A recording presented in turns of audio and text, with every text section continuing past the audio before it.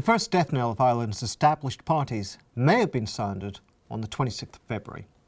The big two parties, Fianna Fáil and Fine Gael, have been around since the Irish Civil War. But as the Irish Independent puts it, civil war politics is long dead. These parties have been hanging around without a purpose other than to service their growing mass of business clients. Their division, once rooted in principled disagreement over the anti-British struggle, no longer matters, and now they're finally on the decline. Why? As The Economist puts it, the Irish government has been hit by anger against austerity. Ireland has just been through two coalition governments in succession, each implementing spending cuts and regressive taxation, all in the name of paying off debts accumulated by the banks and taken on by the Irish government. The last coalition government, between Fianna Fáil and the Greens, crashed to earth in 2011 after negotiating a bailout for the country's banking system with the EU and the IMF that, in effect, forced the Irish government to implement savage austerity for the foreseeable future. The Irish Times, not usually a radical paper, wondered if this is what the men of 1916 died for, a bailout from the German Chancellor with a few shillings of sympathy from the British Chancellor on the side. There's the shame of it all.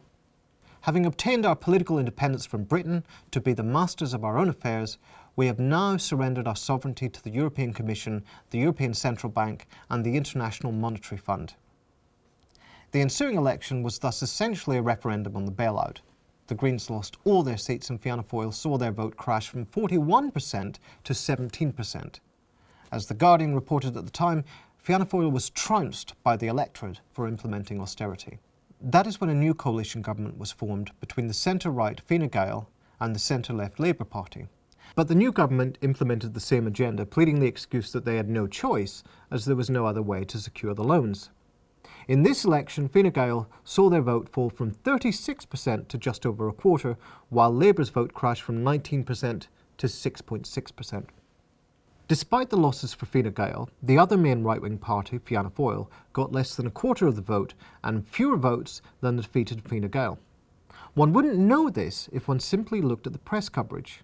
Miriam Lord in the Irish Times was typical in arguing that Fianna Fáil emerged as a big winner. Slung out with gusto 5 years ago because of its role in bringing about and then implementing a harsh austerity, the party was strangely rehabilitated by voters still smarting badly from that same austerity. But Fianna Fáil doesn't look like being able to form a government. The whole two-and-a-half-party system that is traditionally dominated has lost. Fianna Fáil, Fine Gael and Labour would usually poll between 70 and 80% combined. In this election, their shared vote had fallen to 56%. The major beneficiaries of this were the anti-austerity groups, Sinn Féin, the small left-wing parties such as People Before Profit Anti-Austerity Alliance, and the Independents. The small parties plus the independents garnered almost 30% of the total vote. And one small party that didn't do very well at all was the very much hyped Renew Ireland, a right-wing breakaway from Fine Gael, whose main sell was open government, as its representative Terence Flanagan stuttered in a car crash interview on the party's launch, shown by The Independent. It got only 2.2% of the vote and no seats, an election wipeout as the Irish Independent aptly describes it. Amazingly enough, Fine Gael didn't see their defeat coming. Their elections director, Brian Hayes, explained to the Irish Times that they had underestimated their unpopularity. Government is a very difficult place to be when you're cutting services and increasing taxes, he said. They seem to have thought that they could imitate the Conservatives in the UK, who managed to be re-elected after a far less severe austerity government, to the extent that, as the Irish Times reported, they were holding confidential meetings with senior British Conservative Party figures to imitate their winning technique.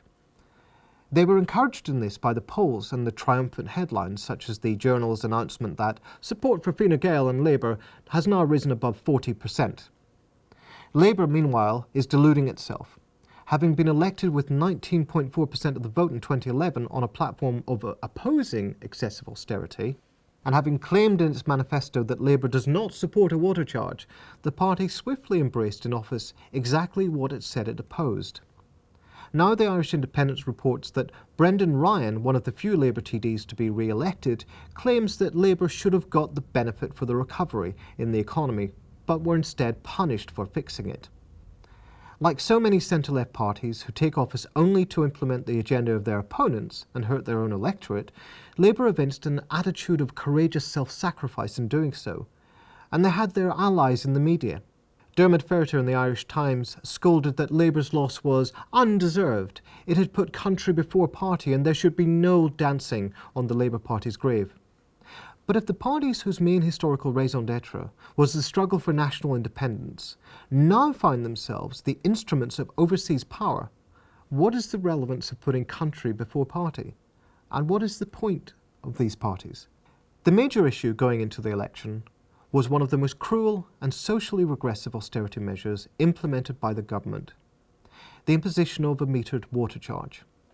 Encouraged by the lenders, the government had set up a new entity called Irish Water as a preparation for privatising the service. This, coupled with the charge, was supposed to create a more efficient system. But as RTE reported, the firm massively overspent on useless management consultants, while the Irish Mirror reports €100 million overspend on meter installation.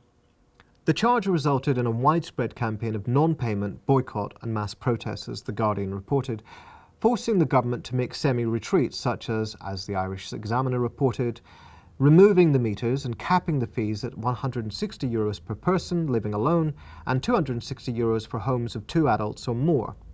But that was nowhere near enough to save them, and one outstanding result of the election is that the water charge is likely to be finished, for the time being at least. The Journal reports that Enda Kenny is pleading for people to keep paying their water charges, but even Fine Gael, who said they would not compromise further on the water charge, are backtracking.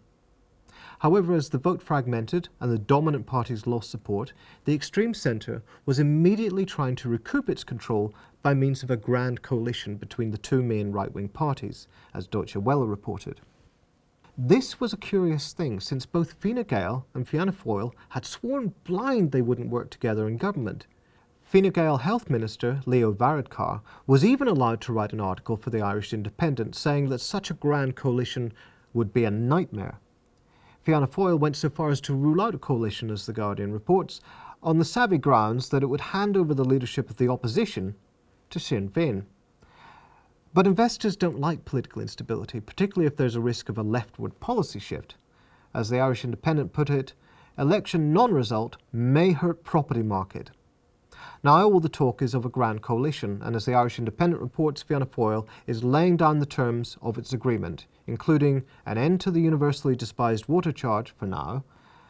In fact, it's not often mentioned in the reporting, but Fianna Fáil's stance on the water charges is a cheap populist ruse.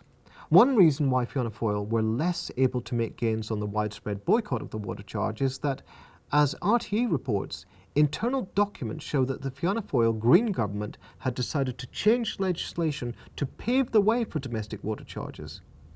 It was their idea in the first place, and the coalition that succeeded them merely implemented it. Further, their idea is to suspend the charge for 5 years.